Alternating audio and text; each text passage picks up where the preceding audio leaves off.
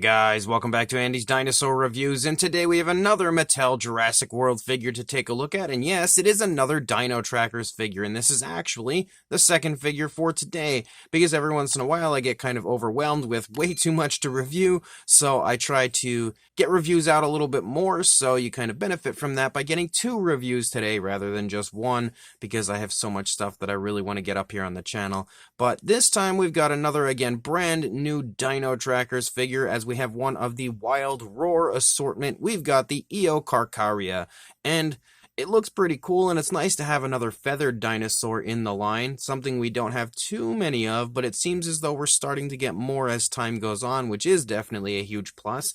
Pretty cool looking paint scheme for it as well, from what we can tell. Nothing overly flashy, but I quite like it. As far as the packaging goes, again, it's the standard as far as the Dino Trackers packaging, pretty much exactly the same as we saw on the Indoraptor earlier this morning, and then here on the back you can see kind of a sneak peek of the action feature of the dinosaur, as well as some of the other figures that are in this wave, all of which will be here up for review on the channel very soon. So let's pop this out of the box and check it out. So here is our Eocarcharia, and we'll try to get the feet in a position where it can stand nicely, and it looks pretty nice actually. The only thing I can say straight away, it's pretty obvious that the tail is a bit too small. I think that is definitely something that is fairly obvious right away. You can see the tail's not super long, and the fact that it has this curve almost makes it look a little shorter from the side than it actually is. It has a little more length than it seems from the side, but still definitely a nice looking sculpt, as well as a nice looking paint job. I actually really quite like the fact that we have a good bit of color on this one. Not too much, but you can see that we have like this blue, then we've got this kind of like a light greenish tone, and then we have a little bit of darker green back here, and we also have some reds, so a few different tones of color added to this one, which is a plus for this figure. So very excited to take a closer look at this one, so let's jump to it right now. So starting up here at the head sculpt of the dinosaur, you can see that we have some really nice looking skin texture up here in the face. That is gorgeous looking detailing. Honestly, I feel like a dark wash, if this were a lighter tone, a dark wash would creep in and out of all of those cracks and crevices of the skin texture really beautifully and highlight that very, very nicely. Definitely a figure worth grabbing again to repaint just because the detailing looks so nice. Here we've got some nicely sculpted out nostrils, beautiful looking eye sculpt there. The eye paint is a reddish tone, same reddish tone that it seems there kind of runs through the eye and then stripes down. You can see that we have a nice slit-like black pupil, which looks really nice. And we also have a little bit of black there underneath the eye, and the pupil is a black, which is nice because we have this dark blue, which you would usually expect Mattel to use as the pupil, but we actually do have a black pupil, which is nice. You can see the red kind of runs up over the top of the eye as well. We also have this kind of like light green for the lower jaw. And of course, we can open the inside of the jaw here to take a look. You can see that we've got a nice kind of a dark pinkish tone in there. Really, really nice gloss coat as well. You can see that coloration is the primary color here for the entire inside of the mouth. You can see the teeth are all sculpted pretty nicely, though obviously the teeth on the upper jaw are massive in comparison to the teeth on the lower jaw. Really obviously huge. But they still look okay, just a little bit too large, I would say. And you can also see again that we have the teeth here for the lower jaw all painted with kind of like a variation of an off-white, which looks nice. And the teeth on top of the inside of the mouth sport that nice gloss coat. Up here on the top of the head, you start to see the feathers picking up here and running back. You can also see that we have some reds that kind of like spot and design, just kind of splotch all over the top of the head here. And they play off of that dark blue quite nicely, I will say that. And as you continue to move along here in the head sculpt, that feather detail looks beautiful. Really, really nice kind of wavy, shaggy feathering for the Eocarcharia, and you can see that also here on the lower jaw as well as we move here along. And as we move down the course of the figure, we continue to have that same style of feathering here. You can even see a little bit of like a bulging lump here in the throat with some more of that nice feathering. Sometimes you'll see dinosaurs where like the feathers are kind of like overtaking the upper side, but then they kind of transition away here for the lower side, whereas this one actually has the feathers on the underside of the lower jaw leading down into the throat and then down into the chest. before transitioning to that greenish tone where we pick back up into the skin texture. So we do have quite a bit of feathering here for this one.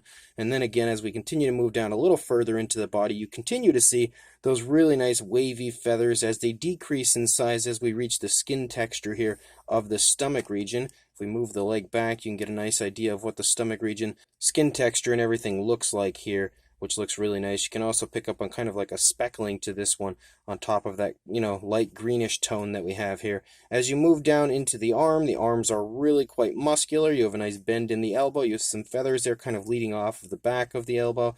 Pretty nice looking hand sculpt here with some nice scoots down the fingers. No nail paint because the nails are just the same coloration here as the hand. But since the hand is a dark coloration, it does look nice to have it that way, but then once you lead down into the foot, you can see that we now have the same color for the nails as the feet, which is a light green, so it doesn't look as nice down there. As you continue to move along, though, you continue to see more of those really nice sculpted feathers, and you can see that we have kind of almost like a jagged transition here between that dark blue and the light green, which looks pretty cool. We also have the button up here, I would imagine, for the action feature, which is another one of those areas where there's kind of like a divot in the back, so it's definitely not the ideal way to have an action feature, but I am, regardless, still pretty excited to see how it works. You can see, again, we have more of the feather detail. There is the Jurassic Facts app code, so I might as well pull that out to get that code to you guys right now, rather than waiting. So there is the code for you to add to your collection, but if we go back over to the side we were just on, as you move down into the thigh, you continue to see again like a plethora of really, really nice looking feathers here running down the course of the thigh before kind of tapering off back to some really nice skin texture, nice scale detail moving down in the calf. You could definitely pick up on the muscle definition of the calf, a little bit in the thigh as well. And then as we move down into the foot sculpt, you actually have some feathers running down the front of the foot all the way down reaching into the toes before we have some scoots running down the toes. And the nails kind of have a gloss coat, but it's not super obvious. But you see the speckling again continuing here running down the course of the foot, and we do have dew claws, which the feathers actually run all the way down onto the dew claws. I don't think I've seen that from Mattel before. But then as we lead up, we again have some nice feathering, and you can see how the feathering just runs along the top here, leaving the underside full of a really nice kind of scaly skin texture here before we overtake the tail, the tip of the tail with some nice feathers that do kind of lean down here and hang over the side of the tail. And as we reach out to that point, you start to see kind of like a really splotchy darker green picking up, which highlights the feather detail out here quite nicely, really shows off the tail of the dinosaur, and you can again see that nice curve that we have going on for the tip of the tail. So definitely a really nice figure. I actually think this one is so much nicer here in person, which I was pretty hyped for this one just because I love the overall appearance to it. I like the coloration that they've given it. Having coloration from head to tail is a massive plus for a figure from Mattel, and again, sculpt-wise, it's really nice, and species-wise as well, it is absolutely awesome, because I don't have any figures of this species in my collection, and that's something Mattel has done quite a few times now, is given me brand new species to enter into my collection, yet again, doing that here with this absolutely beautiful Eocarcharia. As far as articulation and all that fun stuff, again, we saw that we have the articulated jaw, which works nicely. We also have the articulation in the neck, which we can hear is going to be part of the action feature. We have articulation in the arms, forward and back, and out away from the body. Same deal for the legs, forward and back, and they do also move out away from the body a little bit. And then you do have a swivel tail, but that's kind of useless. And then as far as the action feature goes, let's go ahead and operate that right now.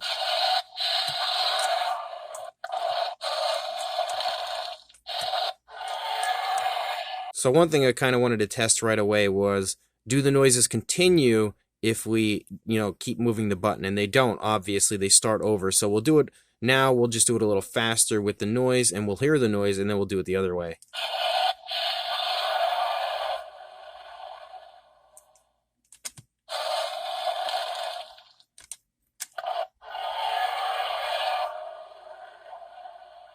At one point there, it kind of sounds like it's starting to make a different noise, and then kind of starts over. Maybe I just have to go faster. Yeah, so that's what it is. It's a... Wait for him to stop talking. It's a little difficult because it kind of goes over in a jerky motion, so it's a little hard to get it to go perfectly. See how it kind of jerks over it's not easy to get it to go straight away to the, noise and everything that we start out with. It's still pretty cool, I guess, and it doesn't look too ugly, but it's not great. I just feel like it looks better currently than the previous version of the action features did. As far as a size goes, for a length, you are looking at about the 12.5-inch range, or around 32 centimeters. And then for a height, about the 5.5-inch range, or 14 centimeters. For a size comparison, there is Mr. Peppo T-Rex, the Attack Pack Colovosaurus, and Robert Muldoon from the Mattel Jurassic World toy line next to our Eocarcharia, and you can definitely see that, again, it's pretty much exactly in the size range that you would expect. It's the same size range as the Roaravores, the Roar Attacks, the Roar Strikers, and now with the Wild Roar. So it's a very obvious, very similar size range that we've had plenty of times since Mattel took over the license for Jurassic World with Fallen Kingdom. And to show you that for another size comparison, here is Bumpy the Ankylosaurus here next to our Eocarcharia, and you can definitely see again that they are right around the same similar size range. Again, a similar size range we've had for an extended period of time now, so I don't feel like we really need too many size comparisons with this figure because it is exactly the same size as all of the other figures that have been